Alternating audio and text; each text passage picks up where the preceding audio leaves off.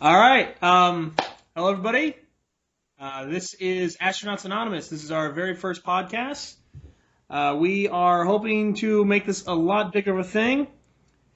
Forewarning on this, we are kind of just an overall podcast about anything geeky out there, comic books, video games, anything that interests us at the moment.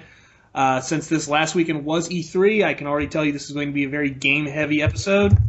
So bear with us with that. And introductions. I am Joe, and I'm Ryan. Viet here.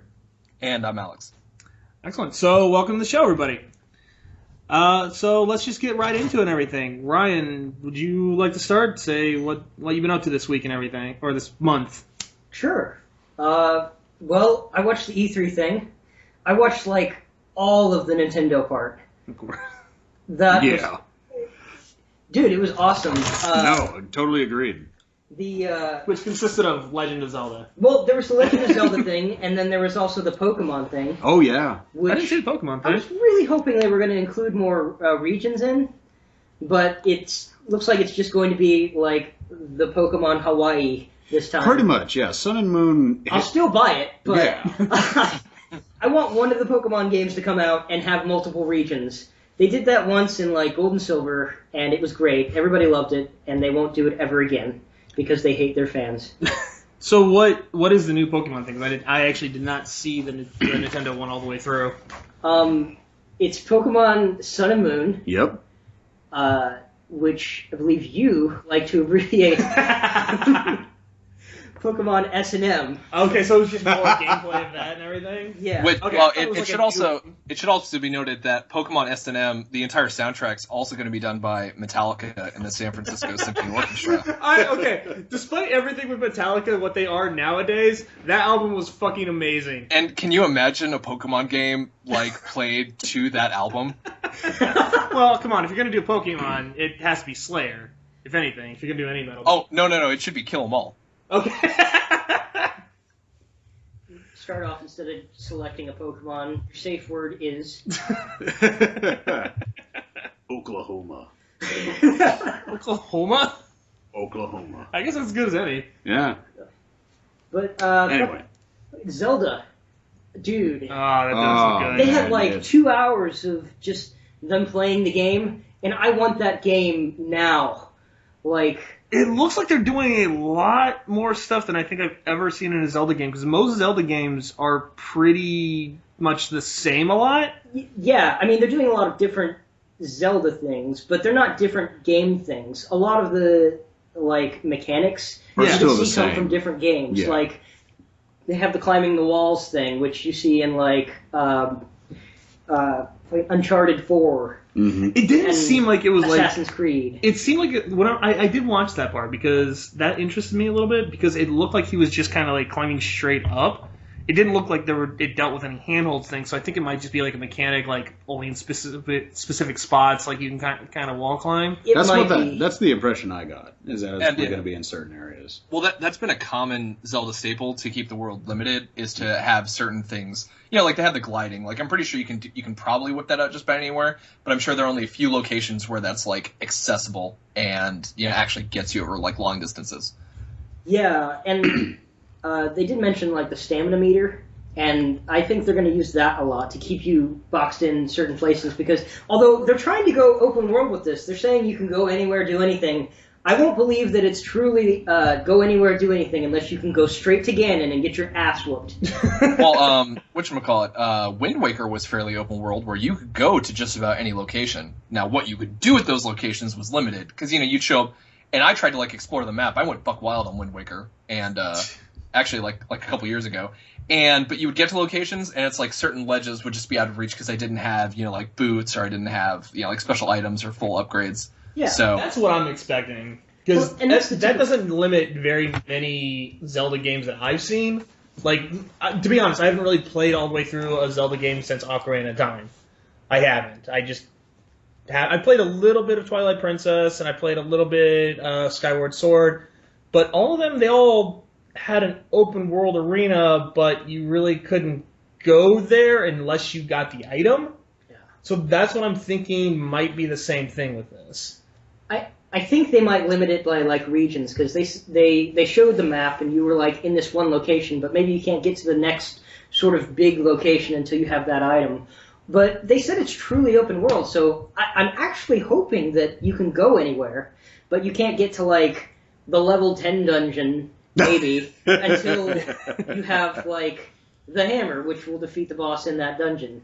I also hope they go away from that trope too, like a little bit, do something different. Like, Yeah. You By got the way, like- the master key. By the way, has anybody realized that like Zelda and her dad are just terrible rulers? Like, how many times has their government fallen into complete collapse? And it's like their whole military defense budget is based around a child in a green suit. Pretty much. That is true. Although you do have to give them the fact that like there's like hundreds of years between each one. Like that's not the same people. So it's But it's the same cycle. Is their she- Yeah, lineage sucks. Yes. Yeah, they're- I mean, you play Ocarina of Time, like on the 64 and whatnot, and the King of Hyrule's like, yeah, we got this Gerudo, and he's like this young, ambitious warrior and military commander and a sorcerer. He has absolutely no loyalty to me or my daughter whatsoever, and he actually gains And I've nothing. literally never heard this legend before. Yeah, and then he's like, man, I wonder what this, like, again, this strapping ruler of the Gerudo people is gonna do. Like, oh, he betrayed me. Who saw that coming? That actually brings up a good point because like his daughter knows the entire legend. She always explains half the legend to Link. How the fuck doesn't her father go like, wait, this happened before, right? We have stories about this exact guy coming up. And doing this, Yeah. I think the Exact only thing. thing that wasn't like completely oblivious was the one in Wind Waker, and at that he was a boat. Yeah, no, and that was after he learned the hard way, because he let his entire, like, administration crumble. Yeah, yeah, and literally sink into the ocean. Yeah. I mean, I'm not saying that, like, you shouldn't vote for him again in the next election, but he literally let his entire kingdom sink. If you had to choose between him and Ganon, you know, it's Ganon's a team player. He's employing people, you know? Like, sure is. he has like a simple hierarchy system. Like actually, like the plans are pretty peaceful until you, as a militant guerrilla, like show up and start murdering people. Yeah. just the world's a little darker. That's all it is. Like people don't get as much of a tan. Yeah, but I mean, also you just like Link just kills those like the pig soldiers with like reckless abandon. They're basically orcs. Yeah, I mean, enslaved, but you're just causing genocide across them. yeah, you know that like with Ganon, there has to be like a good health plan. Like I bet those guys get paid. I mean, come on. Sure, there's potential death, but I get dental, so. Yeah, exactly. I get full medical benefits, dude. Get to watch I'm out on for this board. little kid in a green tunic. Really, I think in Wind Waker, the only person who kills anybody is Link. Yeah. Yeah, he does. Yeah. God. We've uncovered the horrible secret Nintendo never wanted us to know. Link's a murderer! Oh, there's this. I think somebody on Reddit posted this thing where it's like the Nintendo Zelda, and then like it's like, here, take this weapon, use violence to solve every problem. Oh God, it's the same with Mario.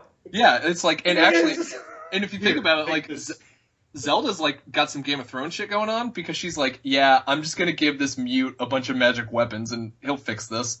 Here, fix it with fire. Take this fire. He's just a tool. That's all he is. He's just a tool being used by the royalty to stay in power. Link is literally Sir Ilan Payne for the Zelda universe.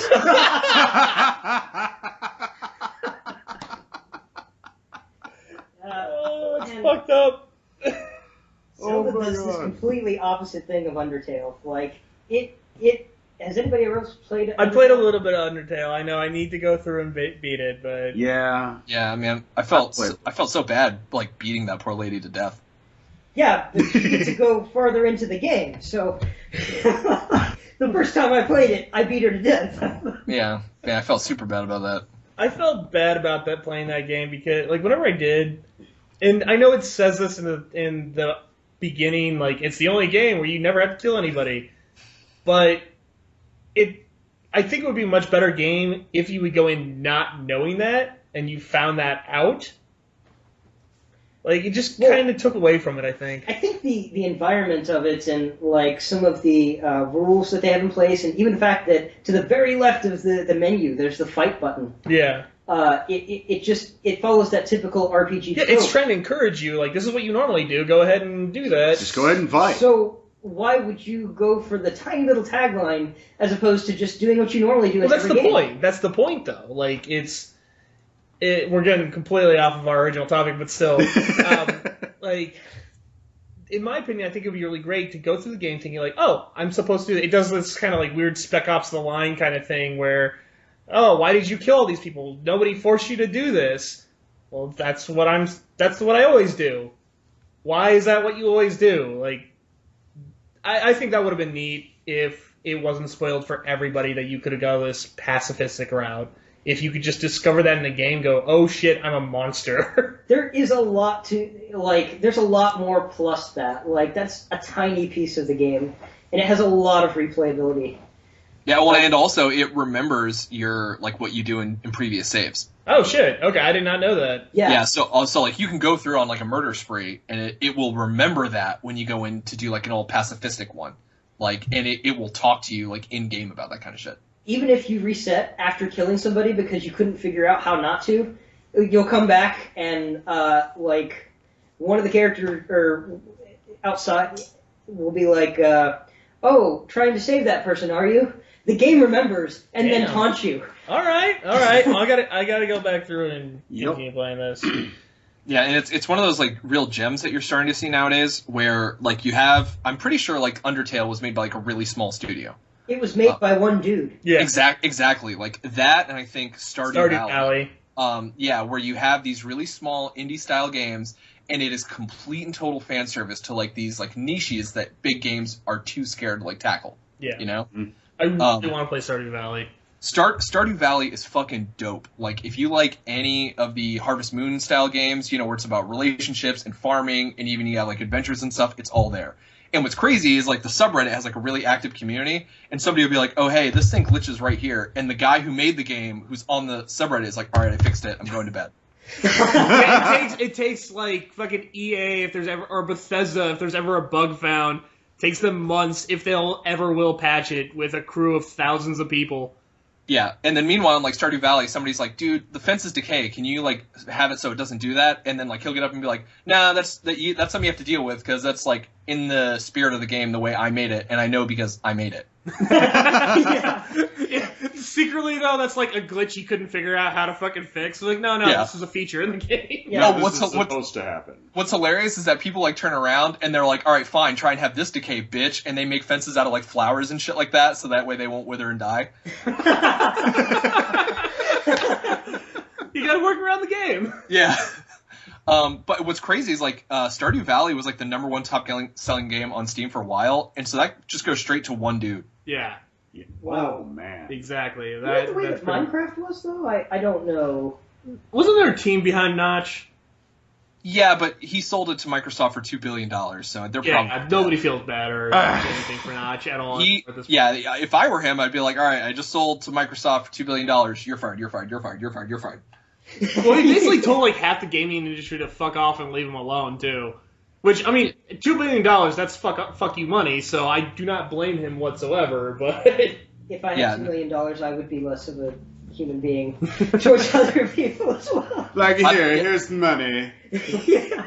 Yeah, you like you hear all these like You over- stories about.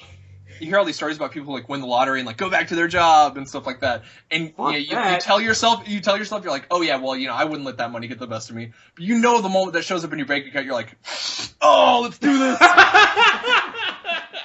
I'm going to work butt naked. that would be my final day. Pretty much.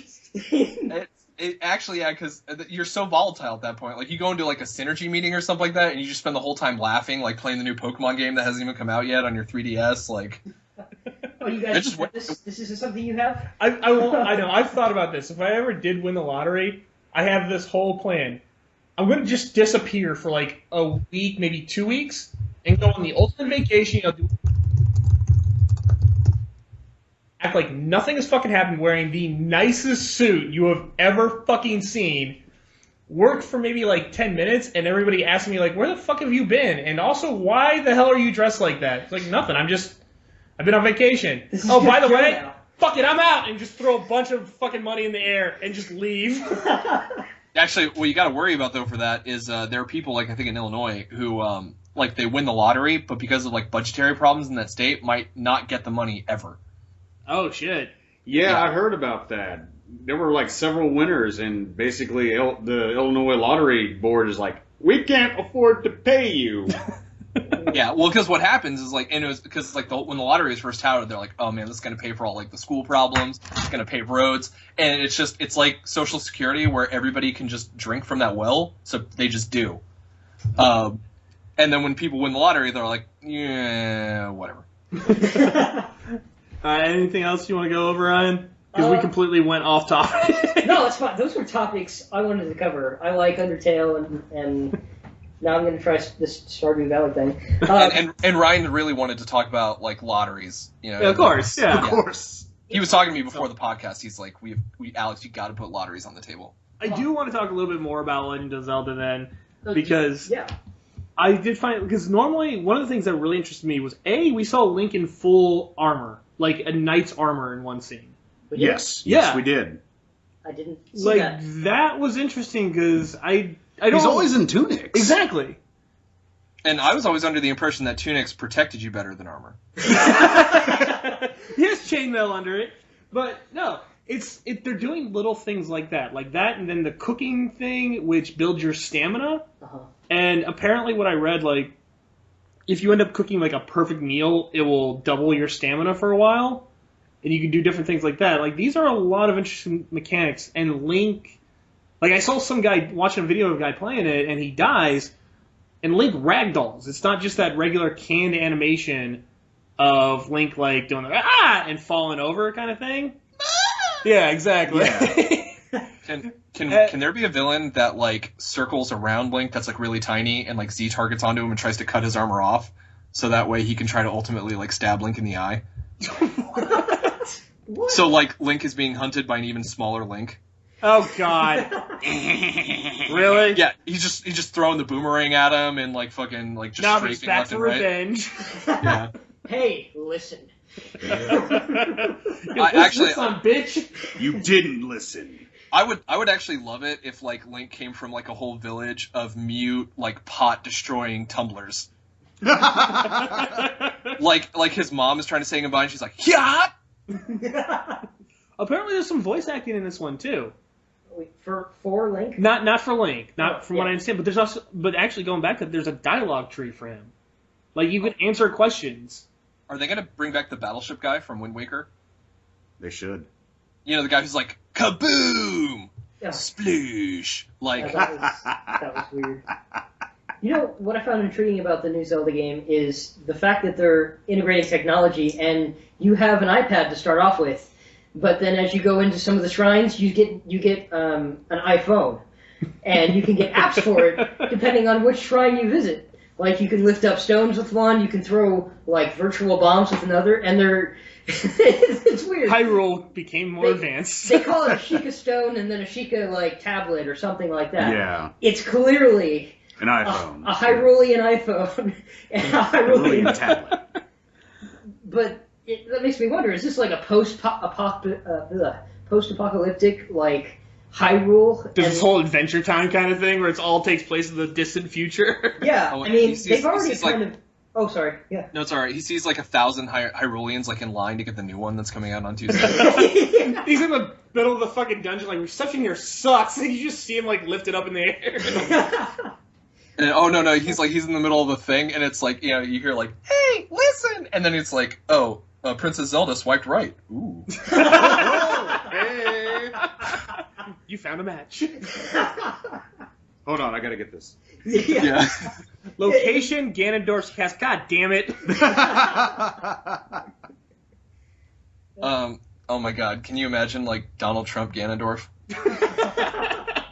You see, we're gonna Yeah. make them pay for the wall. Make Yeah, Hyrule better. These Hyruleans, they're not sending their best, all right? They're sending their criminals, they're murderers, they're pot breakers. And some, I assume, are good people. These Hyruleans just love pot. It's like a pot epidemic. You know, I did see. I don't know who all here's played Wind Waker or knows the official Zelda timeline, like I do because I'm a nerd. But it looked like they had one of the Kokiri from Really? Wind Waker when he jumped into the river, and he was like a hidden dude. But it makes me think that this is after Wind Waker, and maybe even more of a post-apocalyptic thing. That whole timeline is so fucked up, though. It makes sense if you look at it at a squinted sort of angle, as if somebody holds it far away. And you have the Philosopher's Stone to look through. Yeah. Like Zelda makes sense in the same way that the X-Men franchise makes sense if you don't think about it. These timelines are so confusing. Yeah. Wait a minute, which professor, McAvoy or Stewart? No, even actually within like their own sequels, they don't make sense. I was talking to Ryan about this, and like at the end of X-Men: Days of Future Past, Mystique saves Wolverine from Stryker, so that way he doesn't have to be put in the terrible experiment. But in X-Men Apocalypse, you find out that Stryker got a hold of him anyway. To which I'm sure Snyder said, "Fuck it, they're gonna go see it anyway." I think that's how the whole franchise has been. That the Fox was just fuck it, we don't care anymore at this point. Yeah. All right, well, moving on anyway. Via, we'll let you go next. What have you been up to this last week? Oh man, Whatever. just besides E3, definitely. I mean, Activision is revamping their Ghostbusters video game. Really? Yeah. There's been gameplay, and I mean, it's still very much based off the Sanctum of Slime, which was the follow-up to the Ghostbusters video game. a dual stick shooter again. Yeah, which I love dual stick shooters. I do, but I would love to get like that Ghostbusters game that they did. Yeah. Was amazing. 7 years I ago. love that one. Yeah. Crazy Ghostbuster fact. 7 years ago it came out. 27 years ago, Ghostbusters 2 was released. So if anybody hasn't picked up yet, yes, I am Yeah, he's our resident Ghostbuster nerd. resident Ghostbuster nerd. Don't get me started on the equipment of the new movie because I will. Hey, I thought it looked awesome and totally scientifically And possible. Ryan's just trying to rile Viet up. Yeah. And also, Viet, I just want to stop and add that you sound like Kevin Smith's bastard son right now. Oh, that is awesome. I'll take that. I'll take that. That is a compliment. God, are you trying to get me in bed because it's working, sir? He's only 2 degrees from Kevin Bacon. But no, it's definitely they've redone some of the mechanics with the proton streams that I really liked. Definitely, it's since I didn't actually get to play it myself, I'm just watching other people play it. I'm just like, you lucky fucking bastard. Do you die if you cross the streams, or? You take health damage. Which is what That they makes did It's what they did in the one that they released for the PS3 and I'm just gonna PS4. call it Ghostbusters 3 because it is Pretty much Ghostbusters 3. that was the Ghostbusters 3 movie that everybody was waiting for, but since it was all CGI, it's kind of like, what the hell? And they added a 5th Ghostbuster that Yeah, didn't the have rookie. anything to do That except didn't. for okay. Touching Going on that into subject, that, yeah. why I still do not understand the decision to make you a 5th Ghostbuster. That would have been an amazing multiplayer game. Just you and a couple friends. You could couch co-op would be better, but if you couldn't do that, why couldn't you play as the Ghostbusters, the 4 main Ghostbusters, and do it a co-op game? Well, they presumably they needed an audience surrogate, like somebody that, if new to the franchise, could have things explained to Ghostbusters? them No, well, I feel like if I were doing Ghostbusters, like you would do the story mode, you could be a 5th Ghostbuster. But for the multiplayer, like even going back in GoldenEye, you have all the main characters that you can play. That's true. Yeah. That's true. Which in the multiplayer, when everybody still had the servers up, you could play as your Ghostbuster. You could pick your own look, but at the same time, you weren't able to play as Zedmore or Egon or Stance or Venkman. So Is this the 4 Ghostbusters from that, or is it the 4 new Ghostbusters in the new game? in the new game, it's Or completely... it's completely different. I mean, it doesn't draw from any of the comic book canon, which I thought would have been interesting, since the new movie seems to steal some of the technology from. Hey, again, the technology looks totally plausible. No, you do not have a nuclear accelerator on your back and not have radioactive shielding. I'm sorry, Oh, it's a wire mesh. An unlicensed nuclear accelerator. Exactly. Yeah, which that actually opens up a great line of conversation. Why are the Ghostbusters not in Guantanamo Bay? That's a good point. This was pre 9/11. All right. No, but this is during the Cold War. This was in the Reagan administration. I want to say when first. They have nuclear accelerators in the 80s. Their biggest enemy was the fucking EPA. Oh my god! Which it's so funny because it's like he was right. You know. I know. Peck, he was a dick, but he was right. He was correct. They did blow shit up. Yeah, and set things on fire. Yeah. And had an unlicensed nuclear accelerator. I mean, look at all the damage they did to the Sedgwick Hotel. Yeah. And then they charged the Sedgwick Hotel $5,000 for entrapment and proton charging. Yeah, which I That was mean, a deal. No, that's embezzlement. by the way, what do you think their power bill was like? Oh God. Like you know what I mean? What if they had like a brownout? Oh man, that power grid would have went out. Didn't they do that in one of the comics? In one of the comics, yeah, they did have a brownout, and basically some ghosts got out, and they did their thing. They went out and caught them. Of course. Also, like it's like, hey guys, congratulations, you've proven the existence of an afterlife. Thank you for imprisoning my grandmother. She was just hanging around the house. You guys show up. She was hanging out at a library, and the first thing you said was, get her. She didn't want to kill people, she wanted to read a fucking book. Which is what she was doing. And being incorporeal, that must have been fun to try to do. It's like, hey, can one of you help me with this? Ah! Get her! That poor librarian probably scrimped and saved ectoplasm for like 40 years to try and be able to read that book.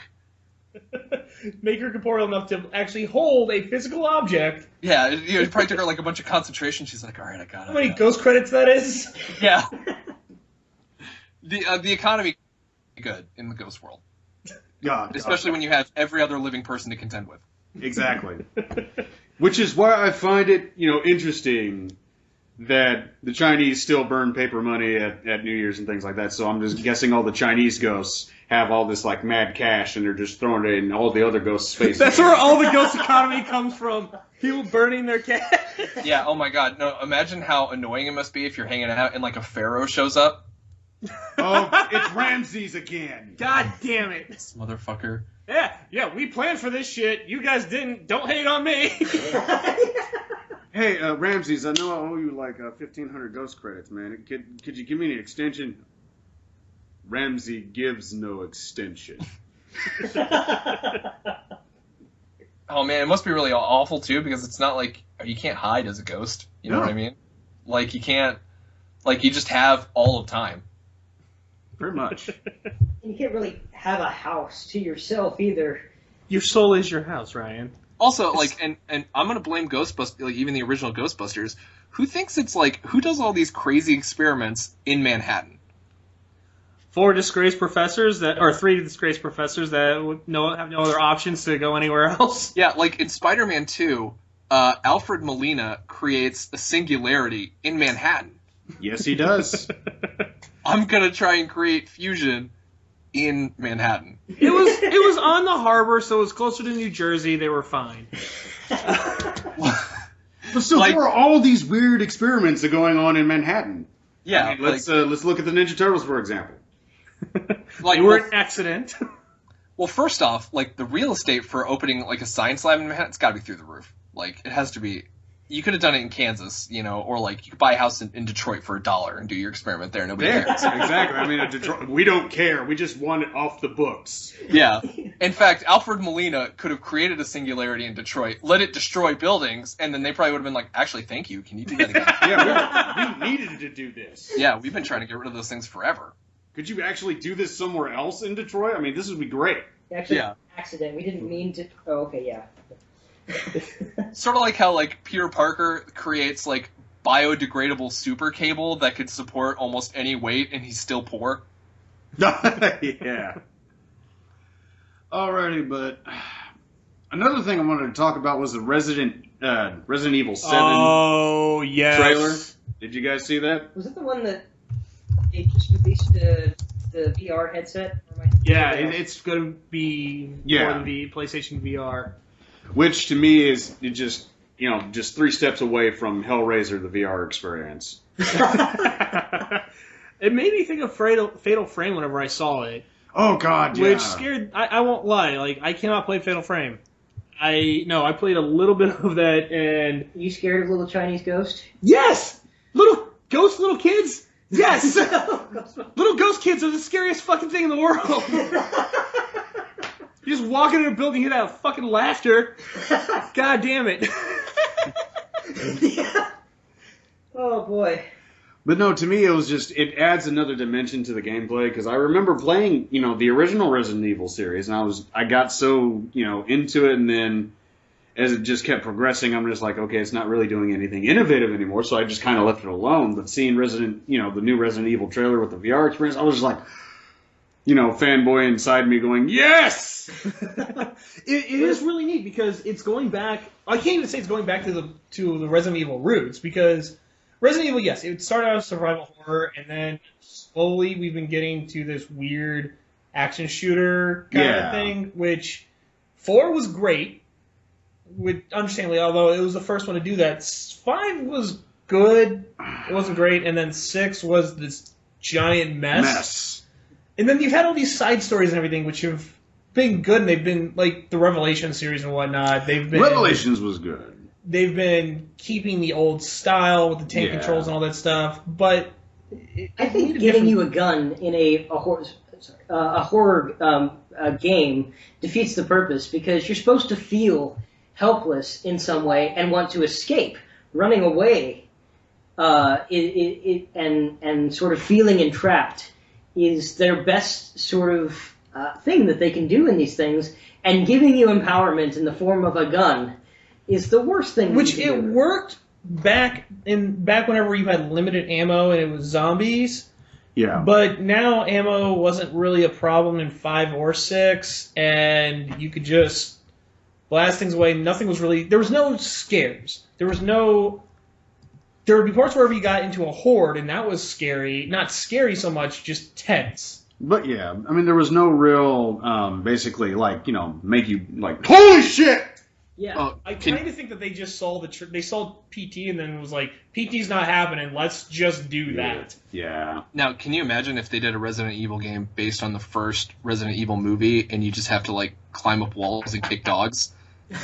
Oh, It's wow. just an action game then at that point. Yeah. You just get really out of shape, and you're just it's really frustrating.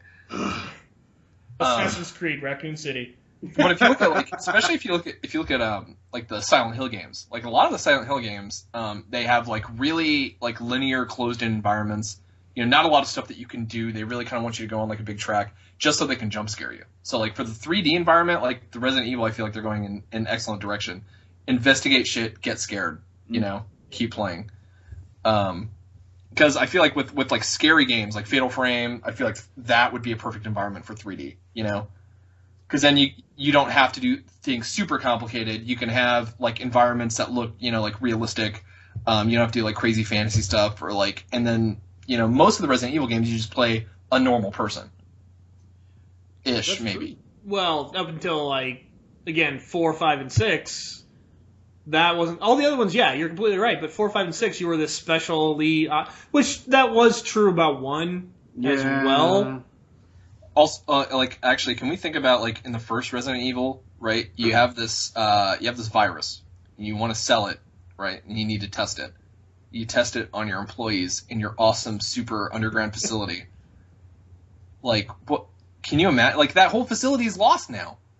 You're asking for logic in a Resident Evil game. Evil game. I know, but that's I was looking at that underground facility, that hive thing. I'm that had to have cost at least a couple $100 million. And it's all down the drain now because you infected your own scientists.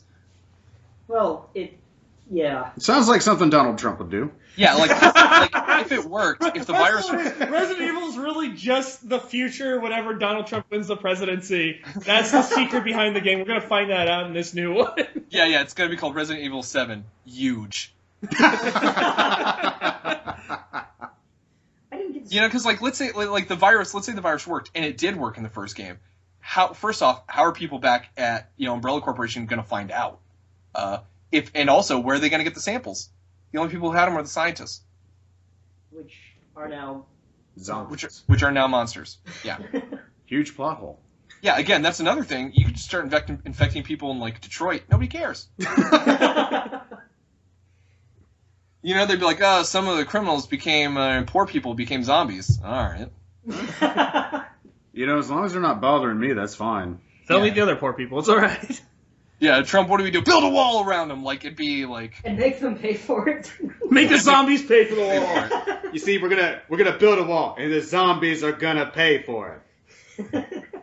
We're gonna turn into a political podcast by the end of this fucking episode. Okay, but about the E3, I didn't get to see the gameplay. You said it was different. Are you given a gun? Like, is it? You said it was more like PT. I liked the demo for PT. I did not see any weapons in that. Actually, I didn't see any weapons in it either. No, yeah, it's very much. Yeah, it's like a combination of like PT and Outlast, I guess. Mm-hmm. Oh. Yeah, I guess more Outlast. More Outlast than PT, yeah. Yeah. Well, and if I were them doing like a 3D game, and it's going to be one of the first big 3D games to come out, I would be very, very careful about things like firearms, because those are going to require their own animations and whatnot.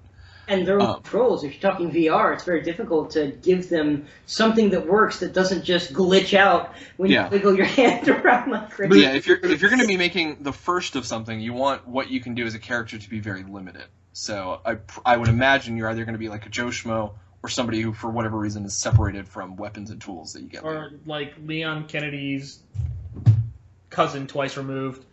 Like some connection, some loose connection. Yeah, Leon Kennedy's cousin, Leon the Professional. Okay, I want to play that game.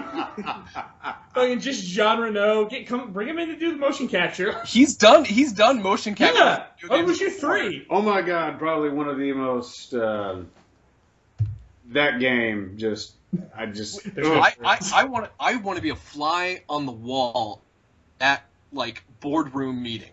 They're like, oh, we got famous actors. Who are we gonna get that's really gonna tie into this video game kid market? Jean Reno. Perfect. Anything else you want to go over, Viet?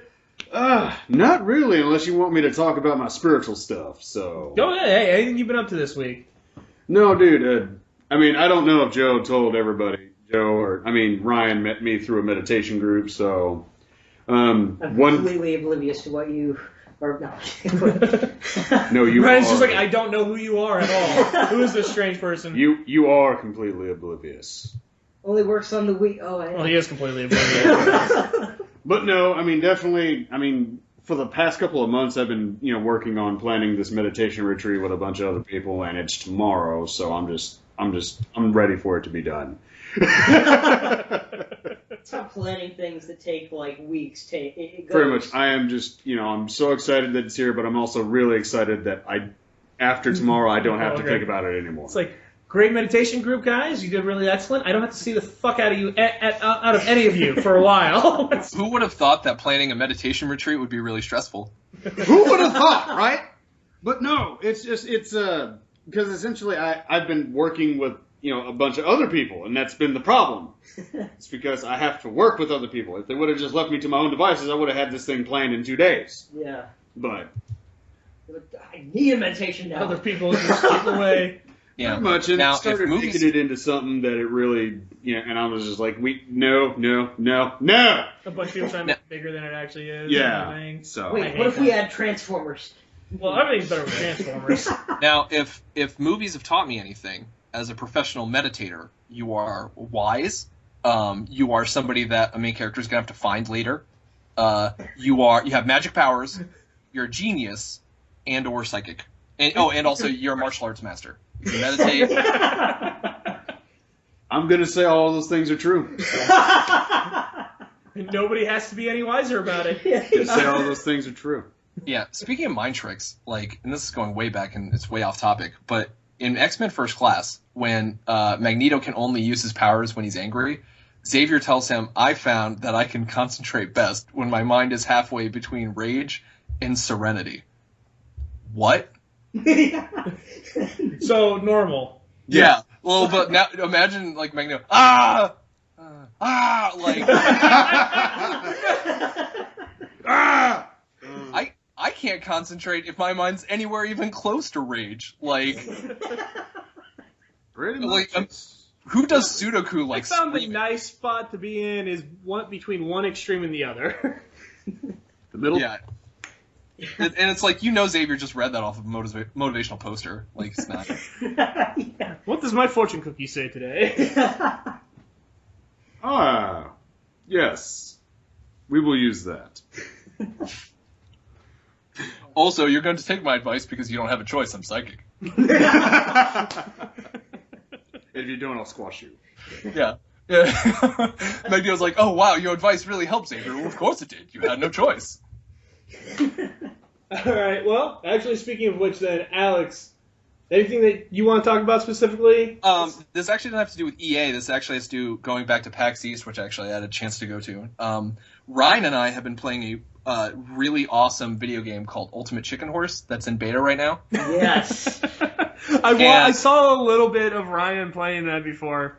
Ultimate. Yeah, and Ultimate Chicken Horse is dope. You play like one of 4 animals. You know, you've got like a horse, a sheep, there are 2 other animals. Who cares? But you. I would assume one of One them is is a a chicken. Yeah, chicken. No, that's later. That's DLC. That's day 1.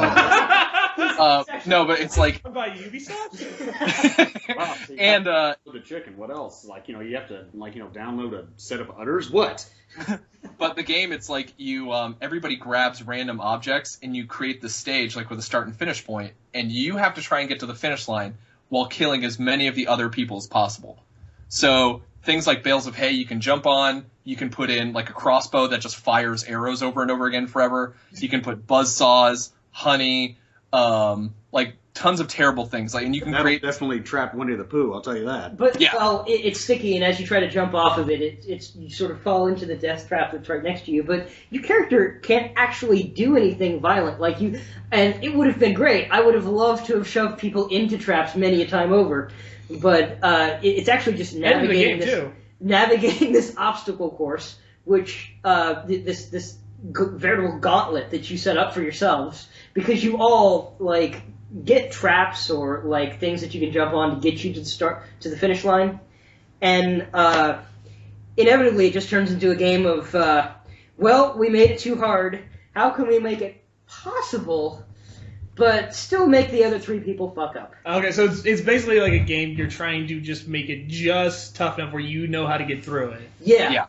And you can play either the regular game, which you grab things randomly, and whoever grabs it first, like with the little mouse cursor, can get the item. So everybody jumps for like there are portals. You can launch yourself through portals and like launch other people through portals. The black hole has gravity, so as you try to jump over it, the gravity like sucks you in. Yeah. And it's super fun. It's like, and I've never enjoyed watching everybody die so much. And you can do what's called like, and it's basically just level design. They've turned level design into a video game, and then you create these awesome murder spheres that just nobody eventually can get through because you just make it so impossible. And I found eventually the game starts giving you bombs to blow up your shit with, because it goes, all right, you've made it way too hard. Here are your bombs, but because if nobody wins, nobody gets points. But just if bombs on open air. But I found the best way to win is to sort of sneakily put like a back door in that nobody, like, all right, hopefully no one will notice this portal. And I won't say anything about it, won't make it very obvious. People will jump over it, miss it, and I'll be like, yes, onwards to victory. But From the it bottom of works the bottomless pit. Yeah. yeah, you can do That's that. Alex's favorite thing to do with portals. And then I put the second portal through a place that everybody has to jump through. Oh wow. And there are these floating platforms that you jump on, and they have a propeller underneath that can kill people. But you jump on the platform as it goes up and down, and you can use it to jump across objects. And I found out early on that you can flip that upside down, so there's nothing to jump on, and it's just propeller that goes up and down. That's his favorite things to do with those. Every time I play with him, I try to get it before he does. And then if Ryan puts honey on one of those platforms and then puts a spinning buzzsaw on it, it will stick to the honey and then be going up and down on the propeller platform. So just mayhem over mayhem over mayhem. Yeah. By the end of it, we both look at each other and go, "What have we done?" I don't know, but I can get to the finish line first. You're a dick. You're a clever dick. You're a dick. Yeah, and what's great is like if like crossbows, and then there's a thing that launches flaming tennis balls. So like eventually people just go crazy with the crossbows, and their arrows just flying all over the screen. And then everybody will die, and then someone like me or Ryan or somebody else will just happen to jump through the arrows at just the right time to make it to the finish line, and then everybody just gets furious. No, you're But- son of a... Yeah, but in like a well done, like you earned that sort of thing. Yeah. It's great. Yeah, it's Does it have, super. full co-op? Oh yeah, it's couch player co-op. So like when my wife and I are traveling, we usually only have one laptop, but all we need are 2 wireless Xbox controllers, and we can both play on our laptop and play online. I might need to download this. Yeah, it's like I bought it for open beta packs for like $10, I think. It's super duper fun. Obviously, they still have some glitches and stuff, but in a lot of ways, they're really it's really simple. It's and it's just a really really fun game that you can play with other people, and you can do like couch player. We were talking about maybe recording some gameplay. I thought that'd be a fun one for all of us to play since it has the couch co-op. Yeah. Oh, yeah, On the definitely. laptop, we can play with Alex. We can have crazy fun time playing Ultimate Chicken Horse and doing like a let's play. And for our listeners, just go back to that. I didn't go over this before, and that's my fault. We are going to be having some gameplay videos up later this week. Hopefully, if we can get the video up, we will be having Infamous Second Son playthrough of that. So just a heads up for everybody. But yeah, I'm sorry, Alex. Keep going. I just wanted to get that out there. Oh no, yeah, that's totally fine. But yeah, Ultimate Chicken Horse, like I really really enjoyed it. Again, there was also actually another game that I played recently. Actually, let me see if I have the name of the game right. It's a nice typewriter you have. I know that's me typing. I type like a psychopath. Oh yeah, there's another game I played that I got a beta code for. It was Flame in the Flood. I've heard excellent things about that. It is super duper fun, and you play as like in a silent protagonist adventure in the middle of the apocalypse. You only have this adorable dog that wears like a little safety pack that comes and goes with you on merry adventures, and the only thing you have is a shitty raft in this like, and then you have to go through forests, you have to fight animals, set traps. The actual story game was very very quick, but it was really interesting how like survival played into it, and you have to like, you don't have infinite slots for everything, so you can hit max. You can run out of like item slots that can screw you up. Wow. And it's like a fun little survivor game.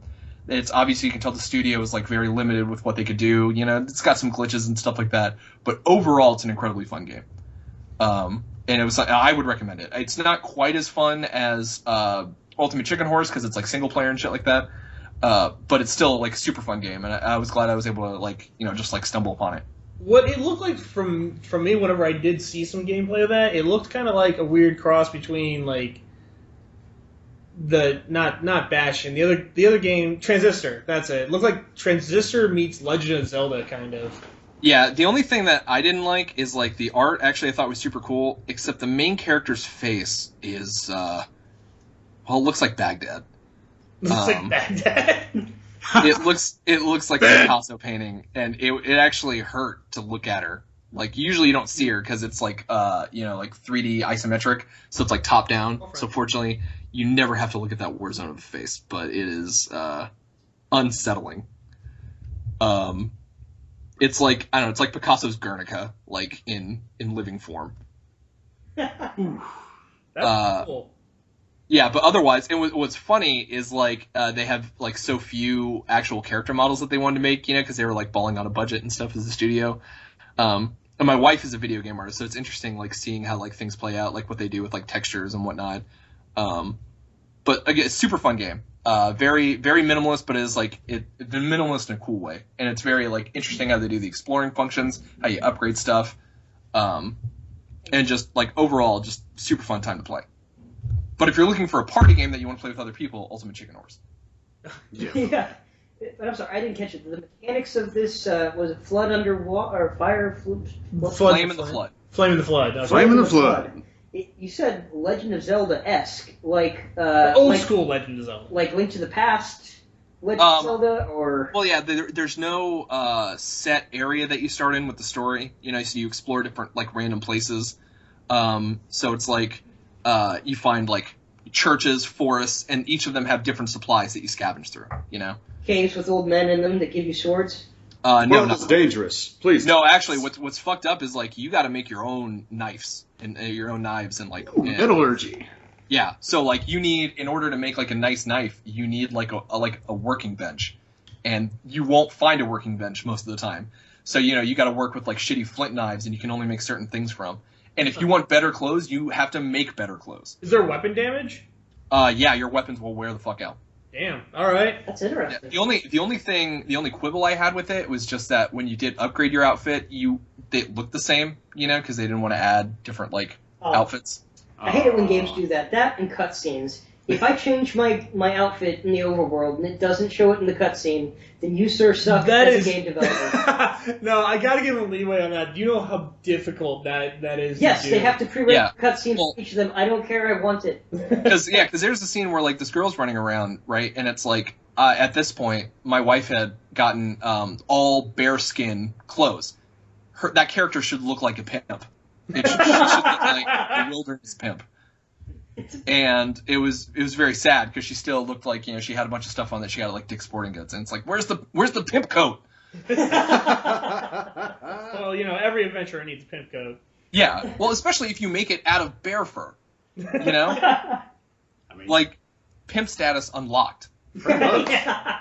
That should give you an achievement. Wait, she's a pimp. What's the dog? That's my old bitch. Yeah. That's her. I believe the term is bottom bitch, which is fitting because it's a dog. Oh shit. Anything else you want to be going over? What else? There was a movie I saw, but it's exact opposite kind of movie that would be advertised. I want to say on like a nerdy podcast.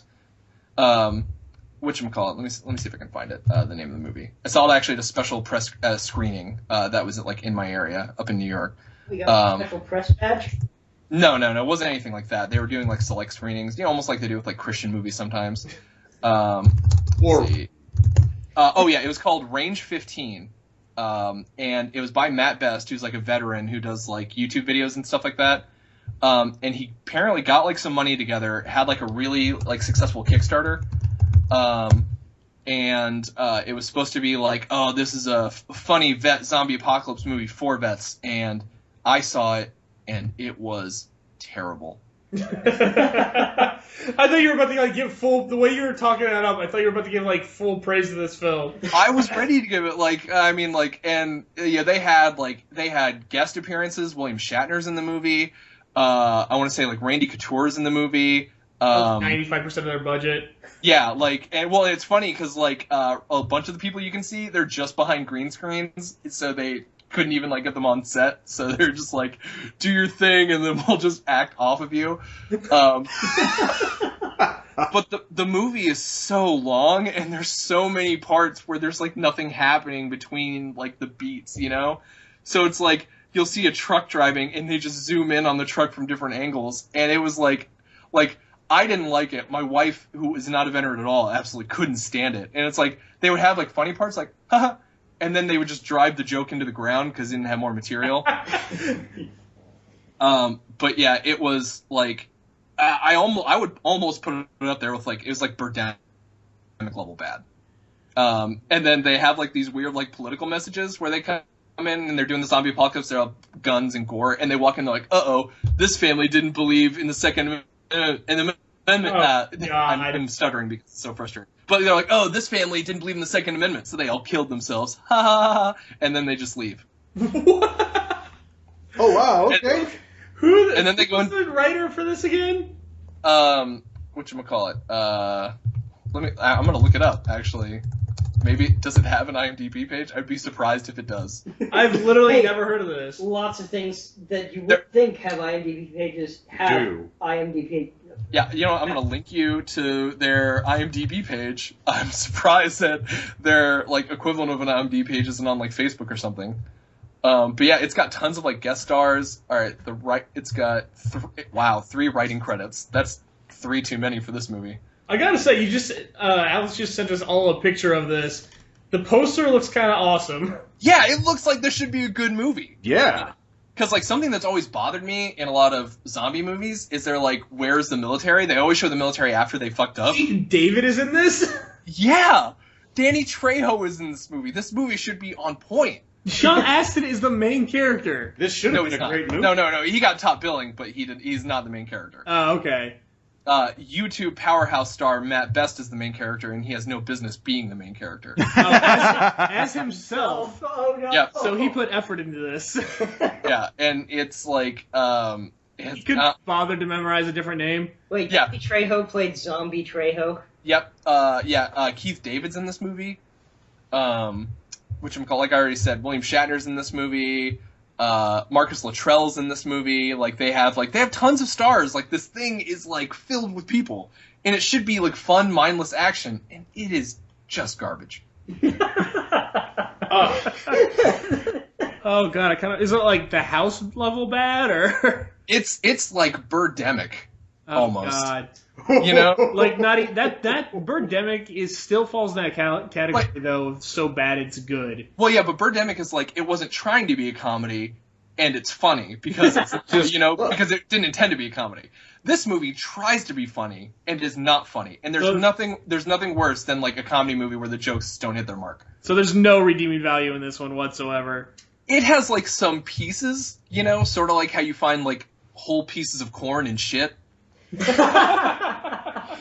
And it's like, but then it's like, right as it's about to make you laugh, like, haha, it just completely zips on. And then, like, it doesn't try to even bring in, like, a non-veteran audience, So it's like people who aren't into any of that stuff, it's just not, there isn't much there for it.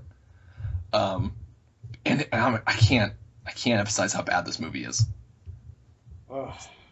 Which is because it's something that I'd like for it to be successful, because it was like, for veterans, by veterans, and stuff like that. But it's terrible. It's terrible. And people actually, I can't believe I'm saying this. Sean Astin was wasted in this movie. He's only in it for like a minute, maybe. I was kind of Only hoping 4 minutes? you literally meant like he was wasted in the film, like it, He like was John drunk. Leguizamo and fucking what's his name? I can't think of his name right now. In Mario Brothers. Oh yeah. Oh yeah, Why can't I think of his name right now? yeah. Which actually, because you look Bob at the Hoskins. cast. There you go. Oh yeah, Bob Hoskins. Because you look on the cast, and the cast makes it look like this is going to be an action movie starring Sean Astin, Keith David, and Danny Trejo. That would be amazing. Yes. Like, that would be a fucking movie, but it's not. Each of those characters appears for like one scene in a green screen, so they probably weren't even around anybody else. And the fight scenes are terrible, and it's like, and you know how like in a movie, like a regular movie, like a real movie, they will edit stuff that doesn't work, they're like, oh, all right, we're going to take this out, we're going to shorten this scene, for like pacing and stuff. It's like they didn't have anything like that, and so they just put everything in the movie. Oh Jesus! There's a scene where it's like they're all just standing in a line just firing weapons, and then they just stop, and that's the scene. Oh no. Anything else you want to go over for this last month? No, that's pretty much it. Yeah, and the video game recommendations, I think I pretty much covered it. Okay. Well, I guess I'll just go then with my week. Before I get into anything really that I want to talk about, I have to say that as far as comic books go, there's a new series. Anybody that knows me knows I absolutely love Ninja Turtles. And they just recently came out with this new series called Bebop and Rocksteady Destroy Everything. And it is so great. It's a game? What? It's a game? No, comic book. Oh, okay. So basically the premise of this is Bebop and Rocksteady end up traveling through time. Are those new Ninja Turtles that I don't know about? No, Bebop, you don't know Bebop and Rocksteady. I know not. You're going to have to explain it. Okay. I know. Ryan wasn't there for the Ninja Turtles. 1980s or 1990s How Teenage many Mutant Ninja Turtles coming out of our shells tour. Oh my god! I remember having that VHS. Oh my god! God, I still want it. I could never. That was one of the few things in Ninja Turtles that I could never talk my dad into buying me. Because I'm still obsessed. As a 31-year-old adult male, I am still obsessed with the Ninja Turtles. And I never owned the Coming Out of Your Shells tour. And I've seen it now that, like, the internet exists and everything. Never got the chance since I was a kid. But now, Bebop and Rocksteady, for those few of you that don't know, Ryan, are the incompetent henchmen of the Shredder. And Krang. What? And Krang. And Krang. Well, yes, they are end of Krang. At least in the cartoon show, whatever. But they are just these tanks, these walking moronic tanks. They're a giant boar and a rhino. Oh, I'm a pig. Which I'll get into the movie in a bit. But basically, the premise of this is just these two tank-like morons traveling through time and just wrecking the shit out of everything. They're on issue 3 right now, as of the recording. I haven't gotten to pick up issue 3 yet. The first 2 issues, though, are great. They've gone back into like Jurassic period of time and are fighting while riding dinosaurs. And they've also traveled to the year 2000 where they meet their pre-mutated selves. And they try to get their pre-mutated selves to join the Foot Clan before the Foot Clan actually is a thing. And it's so great. Wait, so it's a Ninja Turtles comics about 2 henchmen? It's a spin-off of the comics. Okay. Yes, it's a side story that takes place, which so far this whole run, the IDW run of the Ninja Turtles, has been amazing. It has been really good. It's probably my favorite incarnation of the Ninja Turtles, and that's saying a lot considering we have 6 different movies and 3 different cartoon shows. Yep. And I'm not counting that fucking live action cartoon or TV show that happened because that was awful. The next mutation. Oh god. No franchise has sold out harder than the Ninja Turtles franchise. That is very true. Which Eastman and Laird, the guys who created it, they will fully say that. Yeah. And it made them millionaires. Yeah. It did. They are still rich and famous off of this one stupid idea they had. Yeah, no. How are you gonna? You can't say no to that. You know, they're like, hey, we want to take your indie underground comic book and we want to give you millions of dollars so we can make them go on tour and play instruments. Yeah. Okay. Ching. Like that's not even a response to give. Yeah. You know what? If I had like some awesome intellectual property, I'd sell it to M. Night Shyamalan if you paid me enough. Like, oh god, no! Avatar: Last Airbender. Oh my god, no! I knew it was let's going to not be talk. that. Let's not. Talk I don't know about what you're that. talking about because that does not exist. It didn't happen. That never happened. Just Never like Boondock happened. Saints 2 never happened. Didn't happen. There's a sequel to that? Nope. No, there is not. Oh, okay, good. I thought I was crazy. But so since we're on the topic of it, I do want to talk about because I did. The Last Airbender. No. We will not start. Stop that. talking about fictional movies. Just like the 2014 Ninja Turtles. Never Didn't happened. happen. However, for some reason, they made this sequel to this movie that apparently was never made that is somehow amazing. which movie? What? Which movie are we lauding at this point? Well, now I'm talking about the sequel Ninja Turtle movie. Oh, the one that flopped. It was great. Aw. Did anybody else here see it but me? Nope. I plan to see it this weekend. Yeah. Ninja Turtles 2, something, Shadows, Out of the Shadows. Yeah. something. Most of us here didn't see it, and most of the American viewing audience didn't see it. That is true. It did not have a very good opening week, They were too busy getting that Conjuring 2 going. which is an excellent movie. Yes, I've heard really good things about that. I do want to see that, but of course, last weekend I had to go see Ninja Turtles just because it's Ninja Turtles and it's me, and I was actually thoroughly impressed. The last movie had this incoherent plot that made no sense whatsoever, and just it tried to do good action, which it had some good action scenes, but didn't make any sense whatsoever in the film. But they made up for it with Megan Fox. No, No, they did nothing not. makes How sense do you with learn Megan ninjutsu Fox. from a book that you just find Oh in my the god! freaking Don't sewer? even, no. How we're do- not how talking do they know about how to fucking read? movie. I will go on an hours-long rant if you get me into that fucking movie, which is not going to be for this podcast. Okay. It seemed like a good movie. I don't know what I you're will talking murder you, Ryan. I believe in the first movie, the ooze passed over a ninjutsu book and like an English Rosetta Stone, right? So they could. I do want to touch into one thing. about that movie then, because talking about how they know English. Why is Splinter obsessed with Japanese culture? He's basically become like Steven Seagal. He's a weeaboo. Exactly. That is Exactly. exactly it. Like, he has no connections to Japanese culture Actually, whatsoever. Now that I think about it, the entire Ninja Turtles universe makes so much more sense if you think that Splinter is a giant Steven Seagal fan. So his only access to Asian culture is filtered through Steven Seagal. Oh God, yes it does, and I hate you for pointing that out. Like, actually, by the way, has anybody here seen like the YouTube video of Steven Seagal running? Oh God! I have not seen this. Apparently, Viet has. He's like asphyxiating himself through laughter at the moment. Get ready, here it comes. I'm sending it to you like right now. Oh my God! You guys need to watch it. Okay, no, all right, we're gonna watch this thing on this podcast then. It's a 49 second, and while you guys are watching that, like, it's actually kind of interesting because I believe the last Ninja Turtles What the hell is he doing? yeah, it's gonna be crazy. What is this arm movement he's doing? I believe it's a type of flail to get the mate's attention and let him know that he is willing to breathe.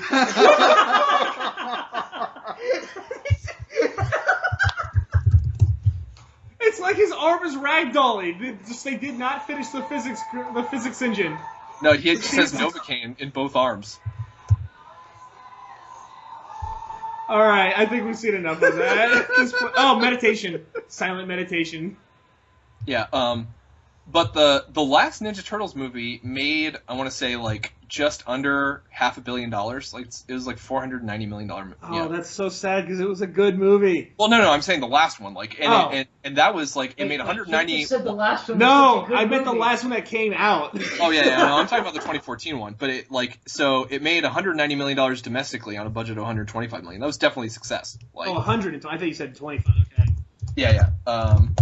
But for this current one, Out of the Shadows, it's domestic. Like, I want to say it only made like $20 million opening weekend. Oh God, no, I did look at that. It was like 25 million opening weekend. Which Oh, no, is 35. 30, June 35. 30th. Okay, Which is still Yeah. way way under what? Yeah, that's half of what the last movie made. And Probably then, because it didn't come close to even getting. I will murder you, Ryan. As I know good as the exactly what you're gonna first- say. Fucking hey. yeah, and then the problem with, especially with comic book movies, is that between your first and second weekend, you're going to see at least a 50% drop. Because any comic book Yep. movie financially is going to, and it's going to be the same with Lord of the Rings. Actually, it's going to be even worse though for Lord of the Rings. Oh God. Or not for Lord of the Rings, It doesn't for deserve it. It really doesn't. This film was basically because the last one had so many mistakes and they tried to do all this new stuff. Which it's good if a movie does new stuff if it's actually good. This one was basically they went, okay, fuck that. They got rid of the writer and the director for that film. They made this whole new one, which is basically, hey, did you like the 87 Ninja Turtle cartoon? Let's just do a 2-hour episode of that. And it was perfect because of that. They didn't try and make it serious. They didn't try and do all this, like, in-shadow stuff. And the plot oddly made more sense than the 2014 one. It was still stupid and it was not coherent, and the characters were dumb, but I absolutely loved it. And they like the opening scene with the Ninja Turtles. Well, the opening scene is them like running across buildings and everything, but the first action scene that you see is them with the new version of the party wagon, which is this giant dump truck, which is basically it's made to sell toys. And again, as a 31-year-old adult male, I want that fucking toy because it is awesome. So you're saying it's the kind of movie. Yes. Yes, it had The it was pizza manhole shooter, covers. yeah. They basically made the pizza shooter with nunchuck arms on it. Pretty much. Oh my god, it's awesome. So you're saying that it's the kind of movie that, as a millennial, if you had kids, you could take your kids to them and enjoy yourself. Yes, exactly. And as without kids, And your kid, because you're divorced and then you only see him like every now and again. He's like, "Daddy, I haven't seen the previous movie," and then you tell him, "You're like, shut the hell up and watch this movie. It's for me." Rob, you will enjoy this. Don't tell your mom. No, Go ahead. It was really fun, and I'm really sad that they actually started going the right direction now, and it bombed. I am incredibly sad because the last movie, like you said, made a lot of money, and it shouldn't have. And this Right. one should have made money and didn't. What? Dude, this was directed by the guy who did Earth to Echo. Yes, it was. I can't remember his name right now. What was his name? Whatchamacallit? I want to say Dave Green? Yes, David Green. Yeah, Dave Green. Wow. Which actually, since we're on the topic of movies, then did anybody go see Warcraft? I saw it. What did you think? Because it bombed too, and that surprises me. Correction, it bombed in America. This might be actually Internationally, it Okay, did. yeah, that's it true. did Yeah. wonderfully. Now the problem with internationally is that like domestically you're going to get way more back producing a movie regardless of where it was made than you would in any other country.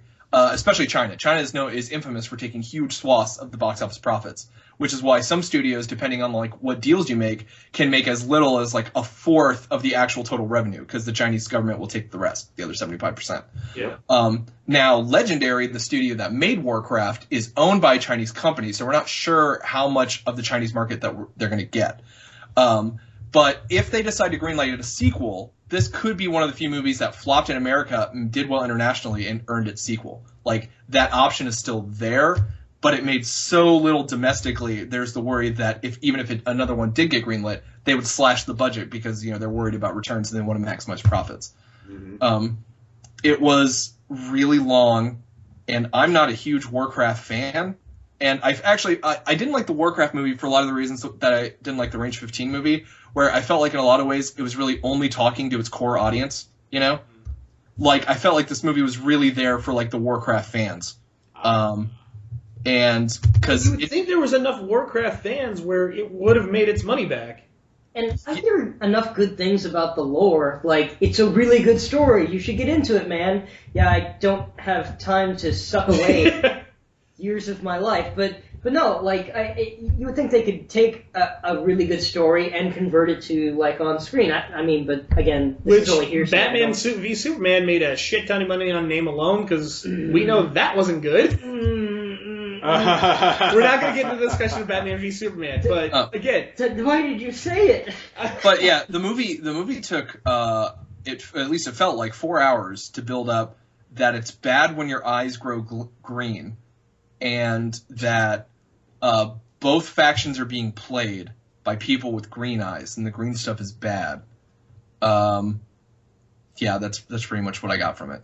Okay. well, the last thing I want to get into really was an E3 topic, the giant middle finger to Konami that Kojima and Norman Reedus did. Are you talking about the Reedus fetus? What? Are you talking about the Reedus fetus? Yes, the Reedus fetus. I saw you post something about this. I didn't get a chance Oh to my read it. god, it is Okay. hilarious. What's it about? It's Death Stranding. So, first, do you know anything about the whole Konami Kojima bullshit that happened? Issue. I know that PT never got released for whatever reason, even though it was really well received. Yeah, PT was a demo basically of Silent Hills, which was going to be the next Silent Hill game starring Norman Reedus, and which I thought was a really weird pick, but it makes sense when you really think about it. It directed by Hideo Kojima. During Metal Gear Solid and everything, there was this huge dust-up between Kojima and Konami, and, like, they took his name off of Metal Gear Solid. It's not on the box art or anything. Every other Metal Gear game says a Hideo Kojima game. Did he contribute to it? Yeah, he was He was the masterminded driving the whole force thing. behind it. But they wanted all these different changes and all these different cuts, and Konami then also decided that they're not going to be making games anymore. They're going to make pachinko machines. Yep. Basically, these Japanese slot machine things. Better And margins? basically just said, fuck off, we're going to do what we want to Kojima, who has been their bread and butter For years. And I love Konami games. Like, I've been playing Konami's games since Gradius, Oh yeah, I love back in the day. Oh, man. Oh yeah. But they just, I still don't get it. I guess it makes sense because you're spending millions and millions of dollars to make these video games, which you get it back in return, but it's still a risky investment. These pachinko machines, it's pretty much a guaranteed investment. Like, they don't cost much to build, and you know you're going to make a decent profit off of them because they're just this continuous thing. They're gambling machines. Yeah, and pachinko and just gambling halls in general are super popular in Japan. Yeah. They are. Yeah, my sister-in-law is actually teaching English in Japan right now, and they're like everywhere. Like you just see just like a giant gambling hall. It's like Las Vegas, but Like, Less hookers. Yeah. Exactamundo. So now, though, because of that, Sony also gave Konami a giant middle finger. Yeah, they sure did. After that, then they hired Kojima, and now Kojima is doing this weird, like, psychodrama video game with Norman Reedus, where he's doing this whole Arnold Schwarzenegger Jr. impression, where he has a kid apparently.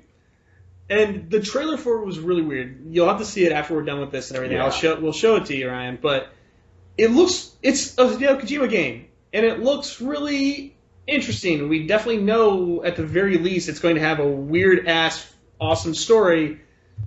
but why is it a middle finger? Oh, and because it's a Kojima vehicle, it's going to have a female character who's going to have a really stupid reason for needing to For be being naked all the half time. nude. Exactly.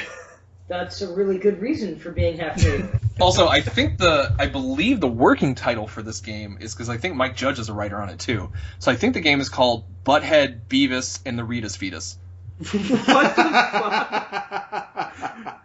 That's an insider source, so don't.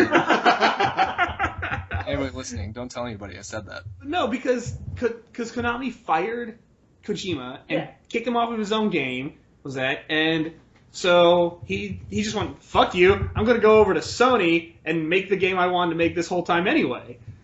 So is Kojima, I don't get Konami's whole thing with this, except for they just want money, which I guess from a business point that makes sense, but still, your name meant something. Your name meant something, and now everybody fucking hates you. And Kojima's going to get what he wants. But I mean, in a lot of ways, like, they're gonna get what they want too, because it's not like fan backlash is gonna hurt their pachinko machines. That's true. No, it's not. That is very true. Like, it's video game industry is incredibly, like, it's really difficult, because, you know, if you're one of those studios where you're trying to put out AAA titles, it's incredibly expensive to make. Mocap is a bitch. You know, you've got tons of people working for very little money. You're constantly trying to cut corners on it. And I can understand from a business model, like them being like, you know, it's not viable anymore to make like Metal Gear video games, because it's not like the 80s, you know, where you can have like a handful of guys just like coding, you know, and you know, like it's so much more work. Like, just look at all the work that goes into like the Grand Theft Auto games. Exactly. And like the last Grand Theft Auto game put in, you know, like millions of hours of man-hour service so you can play darts. Literally. Yeah. And so I can see them being like, we're just profiting off of gambling now. Yeah, but it does. It makes sense, but it was. But also, if you look into the history of Sony, this is entirely in their playbook, because they are infamous for fucking over the competition and making a huge spectacle of it. That's true. Like, actually, at one of the first electronic game expos, it was like in the 90s, and Yep. I think Sega was coming out with like Sega CD, right? They were putting tons of money into this, and they were talking about like how awesome their machine was and the graphics and everything like that, and how it was going to be super awesome.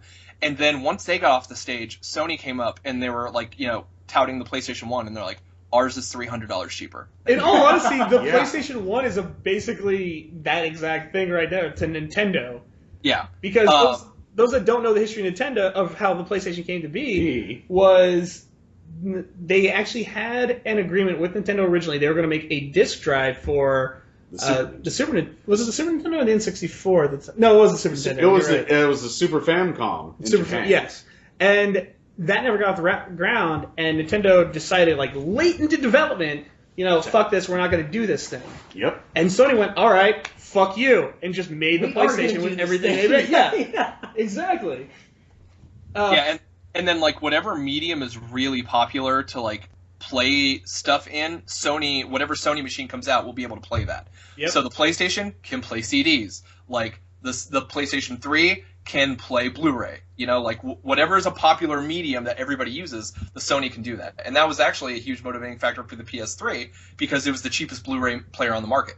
Oh, It yeah. was. Oh god, that's why I got one originally. Yeah. But Fuck the yeah. funniest thing about that is that Nintendo then, whenever that was coming out, they decided, all right, we are going to do the CD thing, and they sold some rights of their games to Philips, which made the Philips CDI, which was like the shittiest console ever made. Oh my god. Well, and remember when Microsoft unveiled like all that crazy like DLC shit they were gonna do? They were gonna like lock down individual games, and this is me putting on my tinfoil hat. I have nothing to substantiate this, but I feel like there was some conference call like that Microsoft made with Sony, where Sony made it sound like they were going to be on board with that and that they were going to do it too, so that way they could like market. Yeah, you should do that. Yeah, it's a great idea. And they're like, yeah, we can make more money, we can get rid of GameStop, and then like, and like the people over Sony were like, dude, I got your back, man. We video game people, we gotta do this together. Not realizing that Sony actually most of its like business strategy has been around just giving the finger to other studios. That's obviously very true. They really look into it. I did want to go over, because we are out of time now at this point, but I did want to go over one other final thing. The worst part about this whole Konami Kojima thing that upsets me to no end is that every fucking like year or so, Kojima kept touting, it's like, yeah, don't worry, you Zone of the Enders fans, which I'm a huge Zone of the Ender fan, like, you're going to get Zone of the Enders 3 eventually. We're going to make that. And then he would just announce another Metal Gear game. Like, god damn it, give me my fucking Zone of the Enders 3. And now that is literally impossible to happen. I mean, you think you feel bad. I still want Shenmue 3 to come out. Hey, like, there's a Kickstarter. Or there was a Kickstarter. Like, you don't know pain. I just want to ride forklifts and talk to people about the day my dad died. Like, I mean, I want giant mech battles. I want to fight a meth head at an airport in Japan. I still think Kingdom Hearts fans are really tortured as well. Oh, fuck off. You are getting your third game, and you've had like 5 games total. They keep on inventing new numbers that come in between 2 and 3 that will happen before it, and they still don't have a date for 3. I know. There will never be a date for 3. Oh, well, official date for Last Guardian. Official date was named for Last Guardian. Wait, the Owls of Ga'Hoole? No. God damn it, Alex. Also, not that Zack Snyder CGI. Also, I'm pretty sure like the name for the next Kingdom Hearts game should be obvious: Kingdom Hearts 3 Heartbreaker. Like, if that's not their title, then they fail. They fail at everything. Back it up. All right. Well, everybody, that is our show for this week, or for this month. We're going to try and do this about once a month. I thought it was once a week. Well, we can talk about that. I'm thinking right now we should keep it at once a month, but we'll decide. We might be back next week with another show. No, we have to do this like a musician. We do it once every 2 years, and then we just go on tour talking about our previous. Or just go the Axl Rose route and promise one every few months and not do it for years. Yeah, we release a podcast like 10 minutes at a time online and charge it $9.99 per recording. I swear it's coming. Yeah. Just be patient. All right. Well, thank you all for listening to our dumbasses. Hey. We are Astronauts Anonymous. My name is Joe. Brian? Viet. Alex. And y'all have a good night.